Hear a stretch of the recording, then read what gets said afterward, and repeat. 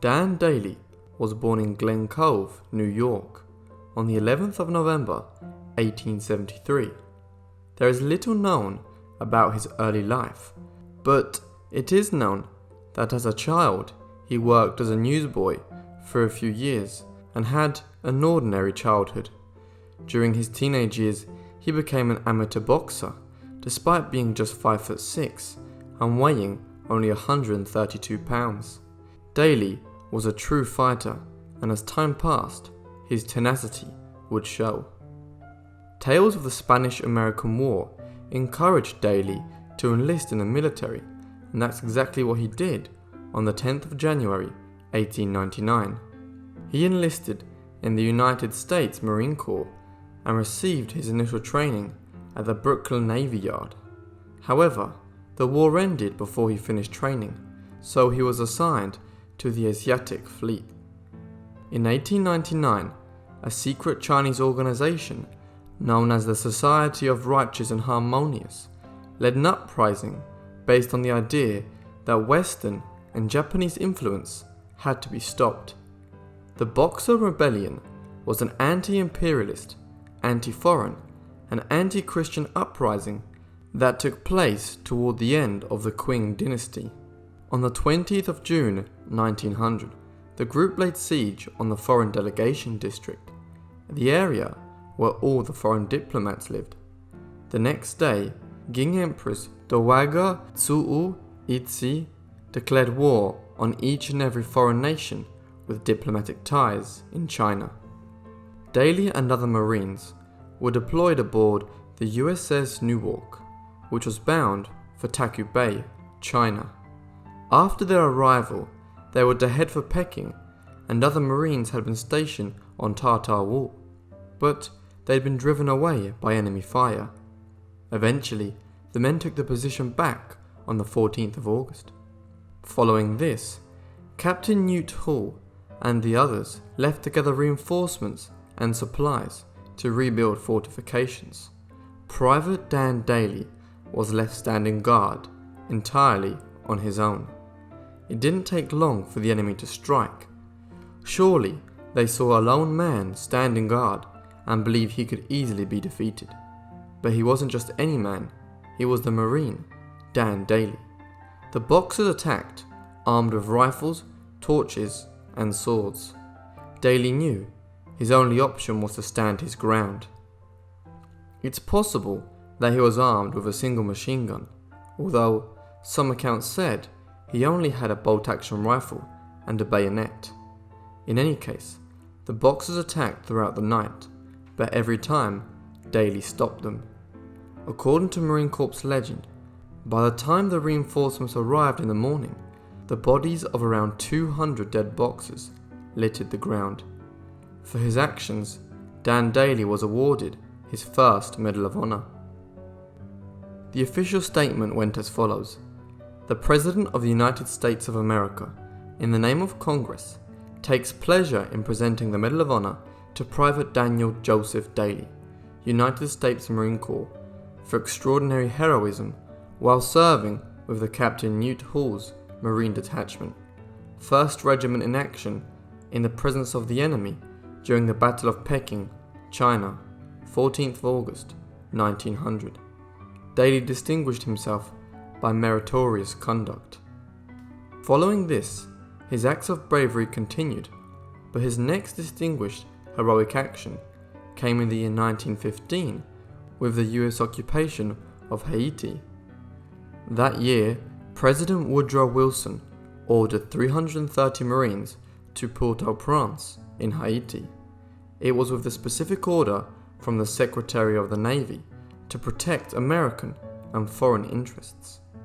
At that point, Daly was a gunnery sergeant, and his 35-man platoon had been sent off on a reconnaissance mission in the Haitian countryside. On the 24th of October, 1915, the Marines were crossing a river when they were ambushed. There were an estimated 400 Haitian rebels firing at the platoon from all sides. Fortunately, the Marines managed to battle their way across the river and even set up a defensive position, but things were not looking good. Their machine gun had been lost in the river, they were badly outnumbered, and night was falling. The Marines' defensive position was relatively safe for the time being, but it was just a matter of time until the rebels broke their formation. Acting upon this situation, in the middle of the night, Daly snuck away from the defensive position and returned to the river. He moved stealthily beneath the inky surface of the river where his fellow Marines had suffered casualties just a few hours earlier. His aim was to find the machine gun, and miraculously, he did. Then he strapped it to his back and returned to his platoon. Thanks to the recovery of the machine gun, the Marines were able to form a much better defense, and they began pouring machine gun fire into the rebels. By the afternoon, the rebels had been utterly defeated, and it was all down to the brave decision of Daly, which would have cost him his life had he been spotted. Because of this, Daly was awarded his second Medal of Honor. By the time the First World War came around, Dan Daly was now 44 years old. Yet, this didn't stop him from continuing his acts of heroism. Daly rescued 6 wounded Marines who were pinned down by heavy enemy fire, and captured 13 German soldiers entirely on his own. Furthermore, he managed to capture a machine gun nest by himself, armed with just his Colt 45 and a few hand grenades, something that was virtually impossible to pull off without getting injured. All of these actions took place within the same week, in June of 1918. For this, Dan Daly was close to being awarded a third Medal of Honor. During the Battle of Belleau Wood, Daly and his men were pinned down and outnumbered by 2-1. The Marines had been battling the Germans for hours, and many were beginning to lose hope.